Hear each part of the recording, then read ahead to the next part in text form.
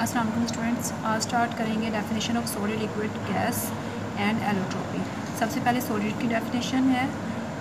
Matter की 4 states हैं, उसमें से सबसे पहले सॉलिड डिस्कस करेंगे। सॉलिड क्या है? सॉलिड एक ऐसी चीज़ को कहा जाता है जिसमें पार्टिकल्स फिक्स्ड हों और क्लोजली पैक्ड हों। तो यहाँ डेफिनेशन नोट कर लें। A solid is a state of matter characterised by particles arranged such that their shape and volume are relatively stable. तो ये है आपके पास सॉलिड की डेफिनेशन। जस्ट आपने सॉलिड की डेफिनेशन बतानी है। A solid is a state of matter characterised by particles arranged such that their shape and volume are relatively stable. Next one है liquid state. A liquid is a form of matter. ये भी matter की form है। इसकी definition note कर लें। अ liquid is a form of matter, it is settled between solid and gas. Liquid has an almost fixed volume but no set shape. दोबारा देख लें। A liquid is a form of matter. It is settled between solid and gas. Liquid has an almost fixed volume but no set shape. Next one है gas. Gases भी matter की form है। Gases are phase of matter in which particles are usually very far apart, क्योंकि particles जो हैं वो काफ़ी दूर दूर होंगे इसमें। one another move very quickly and are not particularly attracted to one another. ये है गैस की definition. Gases are phase of matter in which particles are usually very far apart from one another, move very quickly and are not particularly attracted to one another. तो ये आपके पास है solid के अंदर particles की arrangement इस तरह से होगी कि वो क्लोजली पैक्ड हैं और लिक्विड में जो है वो थोड़ी स्पेस आएगी और गैसेस में जो है वो स्पेस बहुत ज़्यादा होगी। तो ये है आपके पास shape solid liquid and gas की। नेक्स्ट डिस्कस करेंगे define allotropy and explain it with examples. तो ये आपको शॉर्ट और लॉन्ग दोनों में आएगा। एलोट्रोपी क्या है इसको डिस्कस करेंगे। Allotropy, the existence of an element in more than one form in same physical state is called allotropy. Allotropy existence of an element in more than one form. Element का कोई भी element है उसका more than one form में पाए जाना। जैसे ए एक एलिमेंट है, इसका A1 A2 A3 की फॉर्म में पाए जाना, यानी more than one form in same physical state, तो उसको कहा जाता है एलोट्रोपी। Allotropy of allotropes. अब यहाँ पर एग्जांपल देखते हैं कार्बन की। एलोट्रोपी ऑफ कार्बन यानी एलोट्रोप्स ऑफ कार्बन क्या है? इसकी फॉर्म्स कार्बन की, ये कोल की फॉर्म में आएगा, ये ग्रेफाइट की फॉर्म में आएगा,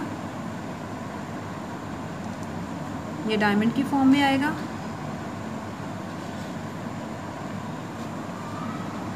and last one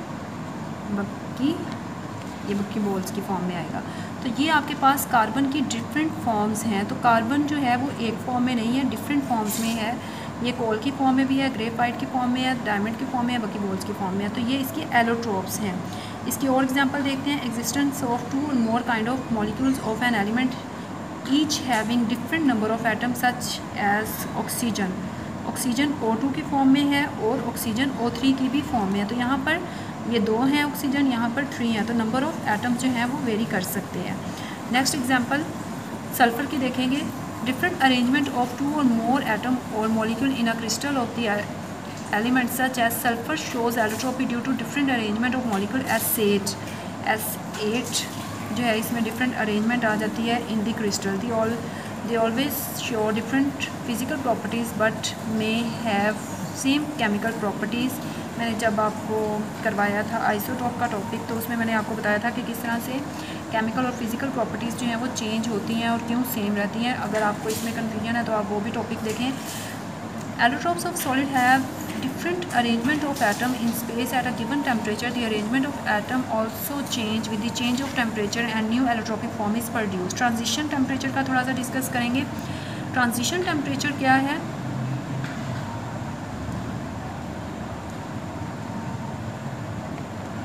transition temperature ऐसे टेम्परेचर को कहा जाता है जिसमें वन एलोट्रोप यानी एक एलोट्रोप की जो फॉर्म है वो चेंज हो इनटू एन अदर। अब A1 से वो A2 में चेंज हो गई है। तो जिस टेम्परेचर पे चेंज हुई है उसे कहा जाता है transition temperature. The temperature at which one allotrope changes into another is called transition temperature. Suppose यहाँ पर ये 98 डिग्री पे जो है वो चेंज हो गई है A1 से A2 में, तो जिस टेम्परेचर पे ये चेंज हुई है उसे कहा जाता है ट्रांजिशन टेम्परेचर। ट्रांजिशन टेम्परेचर में सल्फ़र को देखेंगे। ट्रांजिशन टेम्परेचर जो है वो सल्फ़र का 96 है, सल्फ़र का S8 है और यहाँ पर 96 डिग्री सेंटीग्रेड पे ये एक फॉर्म से दूसरी फॉर्म में चेंज है। नंबर ऑफ़ एटम सेम रहे हैं, लेकिन यहाँ पर ये क्या है, रोम्बिक है और यहाँ पर ये मोनोक्लिनिक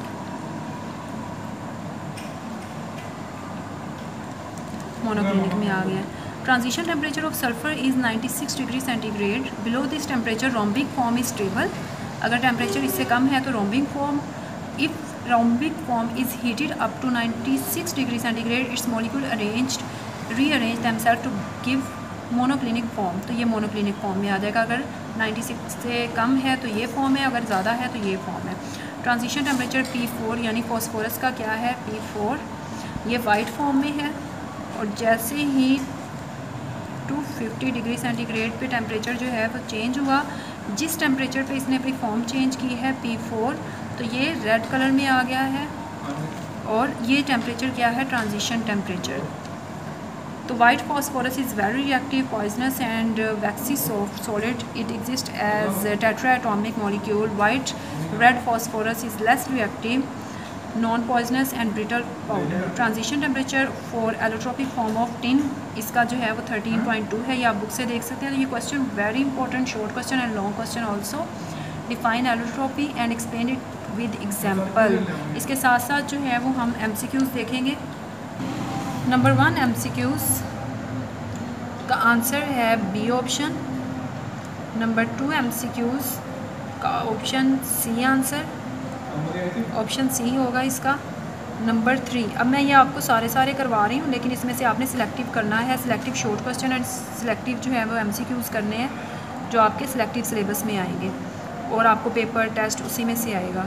बी ऑप्शन 4 का, 3 का जो है वो सी और 4 का बी, 5 का डी आएगा, ऑप्शन डी आंसर है इसका। 6 का ऑप्शन ए आंसर है, 7 का ऑप्शन सी एंड 8 का ऑप्शन ए, 9 का ऑप्शन डी एंड 10 का ऑप्शन बी, 11 का आंसर है बी ऑप्शन। ये है आपके पास MCQs। इसके साथ आपने न्यूमेरिकल्स की प्रैक्टिस करनी है। शॉर्ट क्वेश्चन जो हैं उसके आंसर्स आपको मिल जाएंगे। आपको जो सिलेक्टिव शॉर्ट क्वेश्चन है जस्ट आपने वही करने हैं, जो आपको टॉपिक करवाए गए हैं उसी से रिलेटेड MCQs, उसी से रिलेटेड जो है वो आपने शॉर्ट क्वेश्चंस करने हैं। न्यूमेरिकल्स की ज़्यादा से ज़्यादा प्रैक्टिस करनी है। न्यूमेरिकल्स जस्ट मैंने आपको दिखाए हैं, बिल्कुल भी डिफ़िकल्ट नहीं है, आपने वो खुद करने हैं। Thank you so much for watching.